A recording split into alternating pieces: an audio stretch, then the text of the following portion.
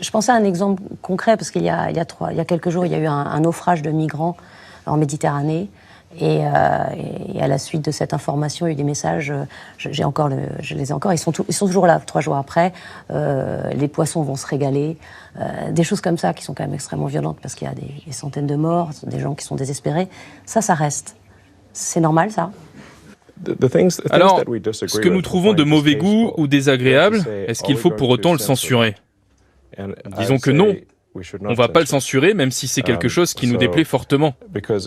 Parce que où on s'arrête sinon ? Si vous n'aimez pas quelque chose et vous le censurez, tôt ou tard, ce sera vous qui serez censuré à votre tour. Ça, c'est extrêmement violent quand même, le message dont je vous ai parlé. On parle de manger les corps de migrants. C'est quand même un humour assez particulier. Évidemment, c'est de très mauvais goût. Je vous rejoins là-dessus. Évidemment, on ne va pas promouvoir quelque chose là-dessus. Mais ce n'est pas parce que quelque chose vous déplaît fortement. Encore une fois, c'est un équilibre. Où on place le curseur ? Qu'est-ce qui est de bon ou de mauvais goût ? D'acceptable ou de ne pas acceptable ? Qu'est-ce qui doit être censuré ou pas ? Alors évidemment, bien sûr, il n'y a pas photo. S'il y a quelque chose d'illégal, on réagit immédiatement. Mais si on nous demande d'aller au-delà de ce que prescrit la loi, et disons qu'on nous demande de censurer toute forme d'expression, là je dirais non. Ce serait une erreur. Alors par contre, si une loi est promulguée, parce que la loi dans la démocratie représente la volonté du peuple, si la loi représente la volonté du peuple, il faut la respecter. Maintenant, si on veut promulguer certaines lois, il faudra qu'on les respecte. Par contre, de dire qu'on va se mettre au-dessus de la loi et faire plus que la loi, je pense que ce n'est pas bon. Justement, l'Europe a un nouveau règlement DSA qui va être appliqué à partir du 25 août, qui a pour but justement de faire en sorte que ce qu'on trouve sur Twitter soit interdit quand il est interdit ailleurs, dans la vraie vie. C'est juste ça l'objectif de ce règlement, et vous ne comptez pas l'appliquer ? Twitter obéira à la loi, respectera la loi. Si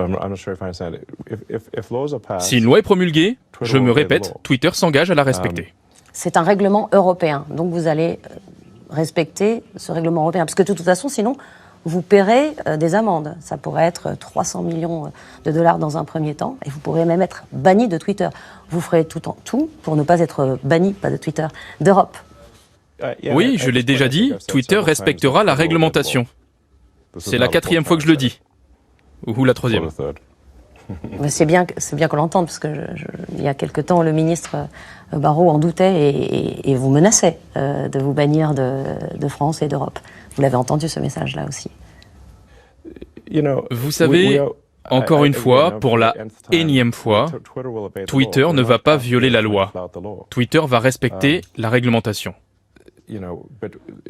On ne va pas être plus royaliste que le roi et faire un zèle tel qu'on dépasse les dispositions légales. S'il y a des dispositions que l'on veut promulguer, elles seront promulguées et on les respectera. Mais on ne veut pas, nous, société privée, aller au-delà de la volonté du peuple et en faire plus. On parlait de recherche de la vérité, c'est pas vraiment votre priorité sur Twitter. Vous avez racheté Twitter l'an dernier et vous avez renvoyé énormément de salariés, je crois à peu près 80%, et notamment les fameux modérateurs qui devaient un peu surveiller les réseaux pour éviter les messages racistes, les appels à la violence, la haine. Enfin, est-ce que vous ne regrettez pas ce choix aujourd'hui, qui était quand même relativement radical, quand on sait à quel point la haine peut proliférer sur un réseau social ? En fait, nous n'avons pas réduit l'activité de modération à proprement parler. La modération est réalisée par à peu près 4000 collaborateurs qui travaillent là-dessus. Et le travail est resté à peu près le même. Alors évidemment, tout ce qui est discours de haine, ces discours-là, eux, ont diminué de 20 à 40% depuis l'acquisition.